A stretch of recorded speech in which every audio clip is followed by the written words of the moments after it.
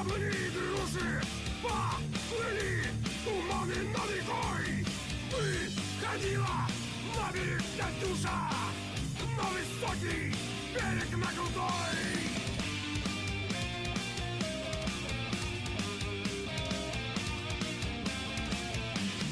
Выходила, песню заводила про лихого сизого орла, про того, которого любила. Muy buenas tardes, amigos de la internet, de las redes sociales, de todos los espacios donde nos estén siguiendo. Bienvenidos a este segundo programa de Coordenada Global. Vamos a hablar de temas en relación fundamentalmente a la visita del Papa, pero vamos a hablar de esto en dos tiempos. En principio del Papa, la figura del Papa, la política del Papa, su mensaje, el fenómeno del Papa Francisco como tal, pero también hay que discutir posteriormente la reacción, la actitud, el proceder de la clase política mexicana. Así pues, vamos a hablar directamente del Papa Francisco y de lo que representó para el Vaticano su visita a México. Como todos sabemos, Jorge Mario Bergoglio, argentino de nacimiento, que nace en 1936, está a punto de cumplir ya en diciembre de este año cumple los 80 años.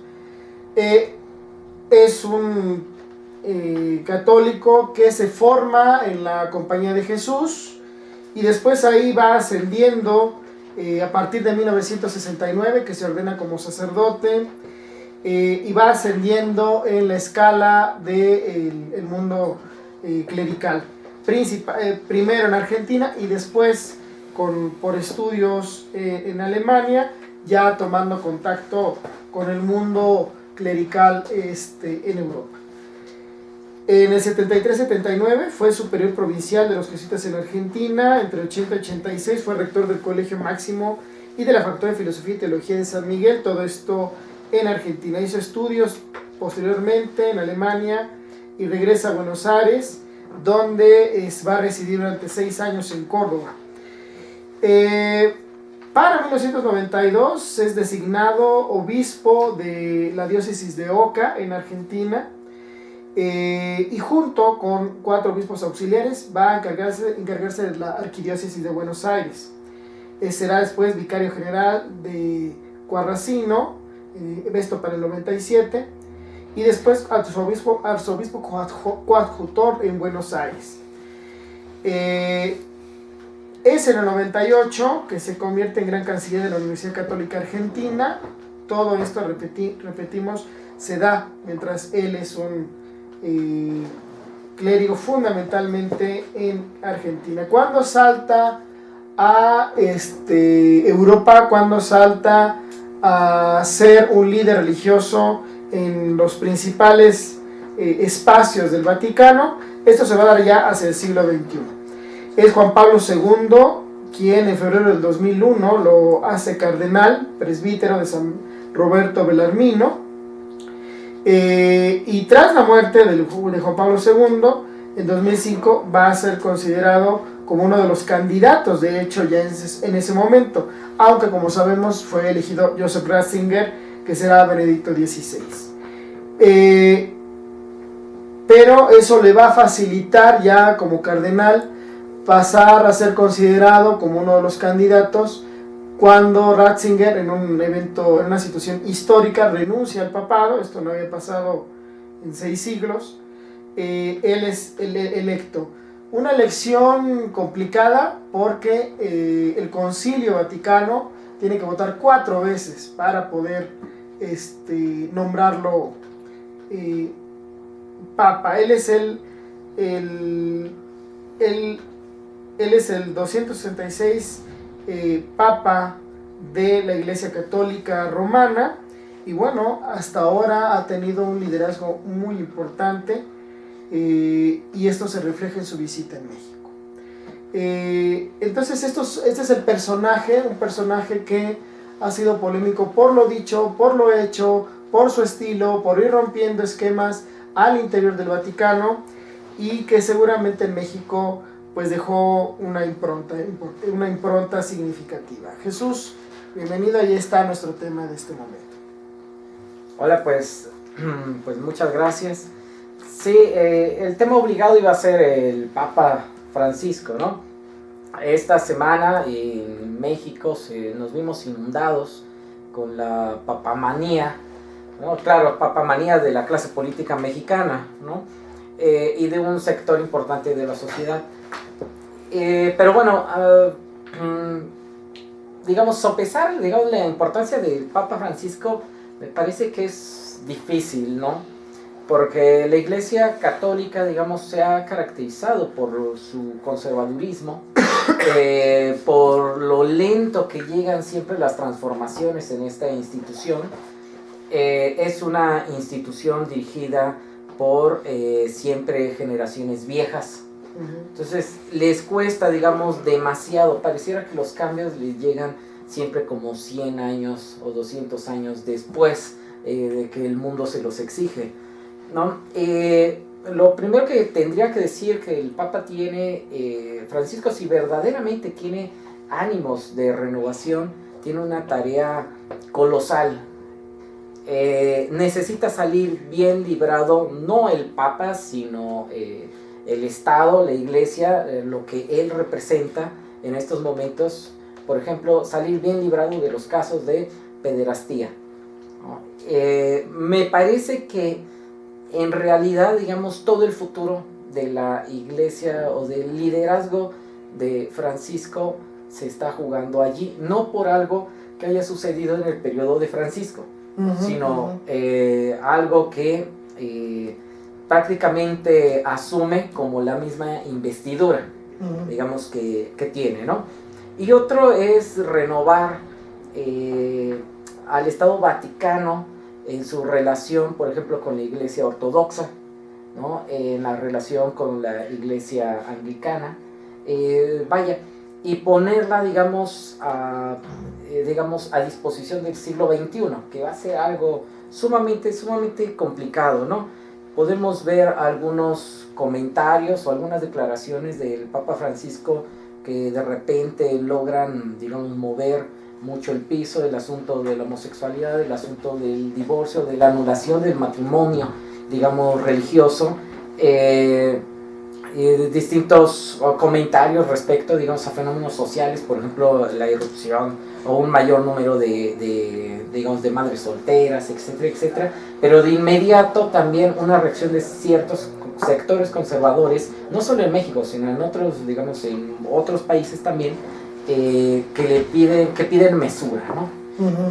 Igualmente, en algún momento Francisco dice algunos comentarios que parecieran abrir las posibilidades para una renovación, y en otros momentos como que él mismo es el que frena, digamos, estos cambios, ¿no? Sin duda nada sencillo para el primer papa latinoamericano, que yo diría que tiene que trabajar más que un italiano para ganarse, digamos, la investidura o el reconocimiento, que mínimo en México está muy por debajo de Juan Pablo II, ¿no? Y vaya, o sea, es difícil, ¿no? Digamos, el caso es algo interesante, pero me parece que todavía está la moneda en el aire para saber si este intento de renovación se va a quedar solamente en eso, en un intento, o si se va a poder, digamos, avanzar a una iglesia más de acuerdo al siglo XXI.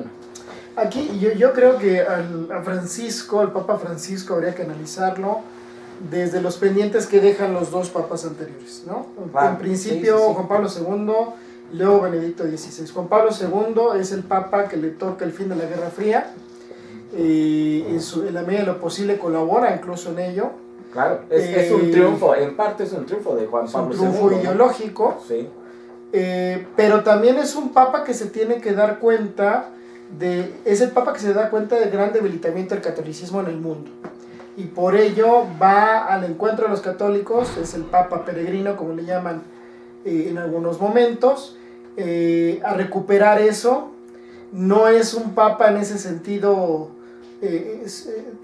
que vaya a renovar discursos, incluso se consolida en ciertos parámetros muy conservadores de la Iglesia Católica, más bien va al encuentro directo con los católicos. Pero Ratzinger y Francisco están en una tónica distinta. Ratzinger y Francisco son los papas que les ha tocado ya propiamente el neoliberalismo y los cambios propios del siglo XXI. Y ahí, si uno revisa las encíclicas, particularmente la encíclica Lumen Fidei, que le toca a los dos, porque la redacta Benedicto XVI y la termina el Papa Francisco, es una encíclica que apunta evidentemente a la espiritualidad, que apunta a la renovación de la fe, que apunta a la renovación del amor, el amor basado en Dios, pero que critica el mundo actual, que critica el mundo que relativiza la vida, que relativiza la existencia humana, que relativiza la dignidad humana en función del mercado. Esto está muy presente en esta encíclica, es algo en lo que los dos personajes coinciden, y ya propiamente el Papa Francisco pues lanza la famosa encíclica que ya es propia de él, una encíclica bastante amplia, la Laudato Si, que es una encíclica que no está titulada en latín, está escrita, bueno, el título es un dialecto del meridiano italiano, umbro, pero es que así escribió un texto precisamente Francisco de Asís, y es la encíclica, la única encíclica o la primera encíclica ecológica del Vaticano. Pero lo interesante de esa encíclica es que coloca una crítica en torno a que la humanidad, con lo que ha logrado hasta ahorita, lo que ha hecho es depredar al planeta y con ello depredar a la vida y depredarse a sí mismo. Incluso dentro de la misma encíclica lanza una crítica directa a la tecnocracia gobernante en muchos lados, lanza una crítica directa a la globalización, de que ha agudizado este deterioro del planeta. Entonces son momentos distintos los que les ha correspondido a estos papas, desde Juan Pablo II hasta Francisco, y los ha obligado a coincidir incluso con otros aspectos. Con esta encíclica Laudato Si, pues incluso coinciden con los planteamientos de la madre tierra de la revolución boliviana, ¿no?, de Evo Morales y todo este discurso indígena, que nos explica por qué los dichos del Papa en San Cristóbal, ¿no? Entonces, cuando viene a México y da los discursos, por ejemplo el de San Cristóbal, de recuperación de los indígenas, que va más allá de lo que ya habían hecho Juan Pablo II y Benedicto XVI, que solo pidieron perdón por el daño humano que se había provocado con la evangelización. Francisco va más allá, ¿no? No solamente es el perdón, es recuperar la cultura indígena y su visión de las cosas, de la vida, del planeta. Y el discurso que da en Ciudad Juárez ante los empresarios de restablecer la Rerum Novarum para dignificar el trabajo, dignificar a los trabajadores, hablar de justicia social, etc. Es decir, hay distintos discursos que uno ya viene entendiendo, de un posicionamiento ético, de un posicionamiento muy crítico frente a varias cosas. Pero claro, como muy bien dices, las estructuras del Vaticano son fuertes. El padre Solalinde señalaba, por ejemplo, ante el comentario de por qué no habló de la pederastia, él dijo, bueno, no olvidemos que los legionarios de Cristo, que son los primeros señalados en ese tema, pues le dan al Vaticano cada año 5.000 millones de euros. Entonces eso ya deja en una posición muy difícil al Papa Francisco para poder ir más allá de esas propias estructuras y de esos intereses, ¿no? Bueno, estamos mencionando, por ejemplo, estos distintos discursos o elaboraciones, digamos, teóricas que está haciendo Francisco. Me parece muy anecdótico, muy curioso, digamos, teniendo a los referentes de Juan Pablo II y posteriormente Ratzinger, cómo él termina rescatando muchas de las tradiciones hispanoamericanas, por ejemplo, del amor, como un valor romántico, como un valor para nada, digamos, que se puede degradar, sino un valor que ayuda, digamos, a las renovaciones morales, a la generación, digamos, de este hombre nuevo, para nada, digamos, de Che Guevara, ¿no? Pero sí de este hombre nuevo, muy ligado, digamos, al humanismo hispanoamericano. ¿no? En el que primero, antes de transformar una sociedad, una economía, se tiene que transformar uno mismo, ¿no? Y son los valores morales los que van a dar, digamos, el piso, ¿no? El piso fundamental. Claro, esto como dato curioso, no estoy sosteniendo, digamos, para nada que el Papa Francisco en este momento está en este proceso, ¿no? Yo espero que haya un poco más, digamos, hasta este momento yo podría decir que, en mi opinión, digamos, todavía la moneda está en el aire. No puedo decir, digamos, que haya renovado absolutamente nada, sino que le meta, digamos, como un chispazo pintoresco de empezar a hablar de amor, pero no este amor como de tradición europea, ¿no? O de tradición muy cristiana, sino de tradición latinoamericana, ¿no? Hispanoamericana en específico. Lo cierto es que ha abierto una brecha de crítica. Claro. ¿No? No hay que olvidar el discurso en la Asamblea General de las Naciones Unidas, que después del discurso de Hugo Chávez, en ese mismo lugar, no había escuchado yo un discurso tan potente, tan crítico, en torno a la realidad internacional, dinamizada fundamentalmente por la libertad, claro, libre mercado, ¿no? Y esto. No hay que olvidar incluso, por ejemplo, que cuando se da el inicio de la crisis en Siria, él es de los primeros que dice no a solucionar el conflicto con guerra, y le dice no a los Estados Unidos a intervenir en Siria. Claro. Él es el primero en decirlo. Entonces, estamos ante un personaje que sí es crítico, que tiene un planteamiento discursivo muy claro, muy sostenido además, pero aquí la pregunta, como dices, bueno, ¿hasta dónde podrá llegar? Claro. ¿No? Mira, para mí la prueba de fuego, digo, con esto, digamos, yo termino, la prueba de fuego es si existe un excomulgado, o si existe una persona en la cárcel por estos casos de pederastía. Si este proceso, digamos, que va a tardar años, pero que concluye así, digamos, yo seré el primero en reconocerlo y en reconocerle, digamos, su valía dentro de la renovación moral y ética, digamos, de este mundo moderno. Muy bien, pues vamos a cerrar, amigos. Creemos que este tema no se termina aquí, evidentemente, con esta visita del Papa Francisco. Para él es parte de una agenda que tiene en torno, de frente al mundo, de frente a la humanidad. Tiene un discurso muy claro que exponer, que explicar, que llevar. Y entonces habría que seguir el paso de este discurso, analizar sus discursos, su palabra, y entrar en un debate serio, porque aquí los temas que se han tocado por este personaje son muy serios. Y bueno, nos despedimos. Jesús, Ignacio, Coordenada Global, síganos, nos vemos la próxima. Gracias.